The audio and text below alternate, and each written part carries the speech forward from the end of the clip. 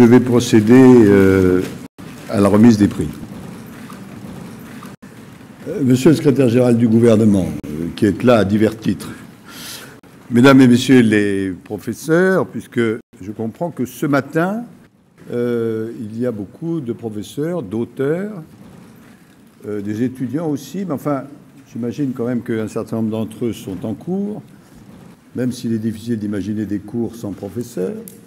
En tout cas, à tout le monde, bienvenue dans cette maison qui, puisque vous vous intéressez beaucoup au droit et toute l'année la vôtre, mais spécialement cette année. D'abord, ça me fait plaisir de vous accueillir. Je crois que c'est le 8e salon du livre juridique, mais personne n'est parfait. Pour moi, c'est le premier.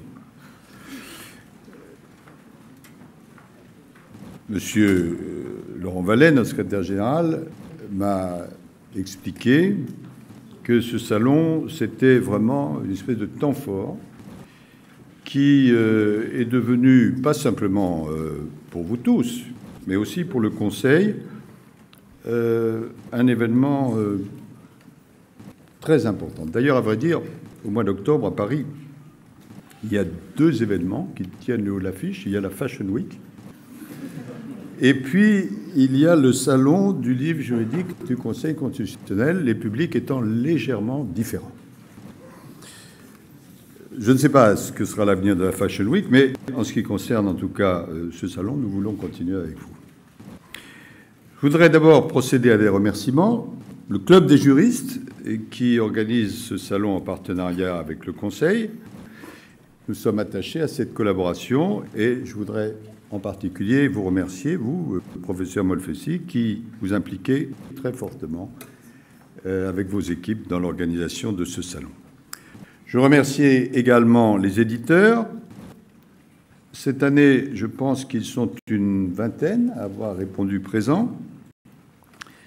Je remercie beaucoup les auteurs qui jouent le jeu des dédicaces pour m'être moi-même livré à cet exercice dans le passé. Je sais que ça demande beaucoup de patience, du sens de la répartie.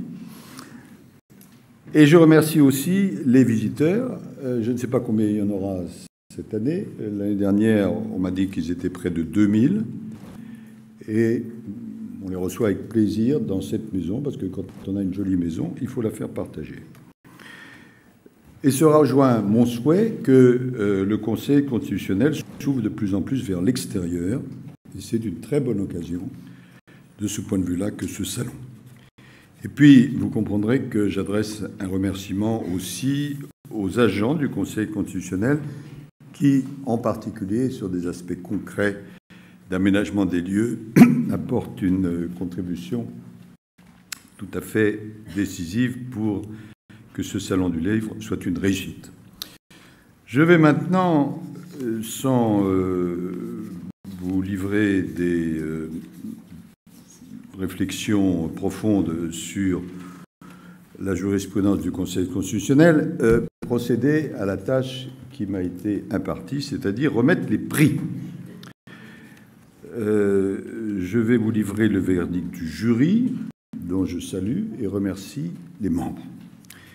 Et je vais commencer, contrairement à ce qui est prévu, par le prix du livre de la pratique juridique 2016. Il est édité aux éditions LexisNexis. Il est réalisé sous la direction de Michel Bazex, Gabriel Eckert, Régis Lano, Christophe Lebert, Bertrand Dumaret et Arnaud C. C'est le dictionnaire des régulations 2016. Je n'ai pas eu le temps de l'apprendre par cœur, mais j'ai quand même jeté un coup d'œil. Et ça se lit presque comme un roman, un bon roman. Et ce dictionnaire roman a très favorablement impressionné le jury par sa rigueur, son exhaustivité, son approche qui confronte la théorie et la pratique au croisement du droit public, du droit privé et de l'économie. Et je vais donc maintenant remettre ce prix du livre de la pratique juridique 2016 avec mes félicitations et mes applaudissements. Qui est-ce? Alors, si l'un des auteurs, ou même plusieurs, ont la gentillesse de venir, bravo à vous. Bravo. Bravo. Très heureux. Bravo. Donc, qu'est-ce que je dois remettre? Ça, et c'est lourd, mais il faut qu'on se le partage. Alors là, c'est une grande bouteille d'eau d'Évian. En fait, c'est un Jéroboam, je crois. Oui. Gevrey-Chambertin, 2002.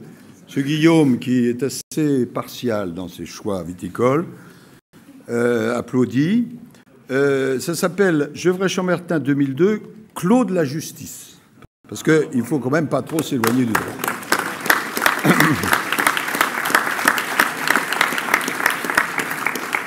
Alors, que les lecteurs fassent bon usage du livre, et vous, bon usage de cette bouteille grande, prestigieuse, et, je n'en doute pas, excellente. Bravo à vous. Ensuite, nous allons passer au prix du livre de la pratique, prix du livre juridique. C'est un peu le prix Goncourt du droit. Et on va commencer par le deuxième prix. Je prends tout à l'envers. Alors. Les deux ex-aequo. Le deuxième, c'est celui-là. Le premier, c'est celui-là. D'accord. Deux ex-aequo. Deux ex-aequo, mais premier. Premier ex-aequo. Bon, d'accord. Alors, d'abord, on va parler d'un livre dont l'auteur est absent. C'est le professeur Martin Collet pour son manuel Finances publiques 2016-2007. Hein? Bravo.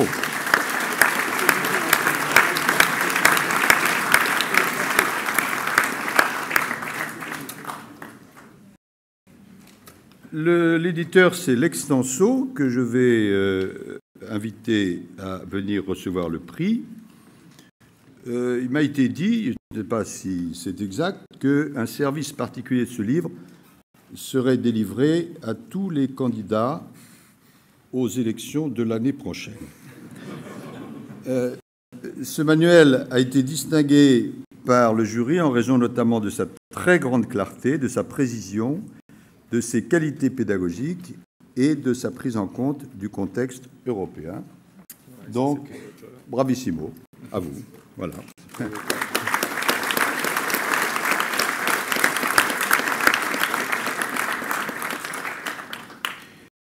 Ex aequo. Et ce sera le dernier nominé. Un livre extrêmement original. Celui-là, j'ai eu le temps de le parcourir, qui s'appelle « La prothèse et le droit, essai sur la fabrication juridique des corps hybrides ». Le titre n'est pas très entraînant, mais lorsqu'on se plonge dans le livre, tout d'un coup, des aspects tout à fait nouveaux apparaissent. Vous avez par exemple un sous-chapitre qui incite à la réflexion, qui s'appelle « Les prophètes, les prothèses et le devenir de l'homme ». Vous avez un autre sous-chapitre qui figure comme un roman policier, « La canne de l'aveugle, l'arme à feu et le script ». Vous avez, là on rentre vraiment dans le sujet et son originalité, le corps dit ordinaire à l'épreuve de la discrimination, c'est comment on traite juridiquement les problèmes du handicap. Et puis, je ne connaissais pas ce concept, le corps excédentaire à l'épreuve du droit du sport, avec en particulier une analyse juridique de l'affaire Pistorius. Et l'ensemble de ce livre, édité aux éditions IRJS, est extrêmement original. Il étudie les rapports entre le droit et les nouvelles technologies à travers le cas des prothèses. Il s'intéresse au droit du travail, au droit du sport, aux questions juridiques liées au handicap et à la discrimination, et en permanence, il a une approche de droit comparé. C'est un ouvrage extrêmement novateur et stimulant, et je sais que le jury, comme pour les ouvrages précédents, a été enthousiaste. Donc, je vous demande d'applaudir M. Christophe Lazaro.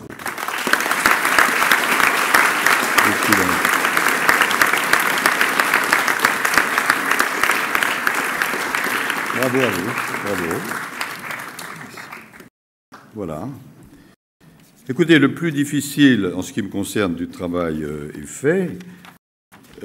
Ces 3 ouvrages sont tout à fait remarquables. Ceux qui n'ont pas été sélectionnés l'étaient aussi, mais enfin, il fallait bien que des décisions soient prises. Je voudrais, en vous souhaitant une très bonne journée, un très bon salon, dire à nouveau bravo à tous les lauréats. Et si les événements ne nous privent pas de cette possibilité, souhaiter un très bon salon aussi ici pour l'année prochaine. Bravo.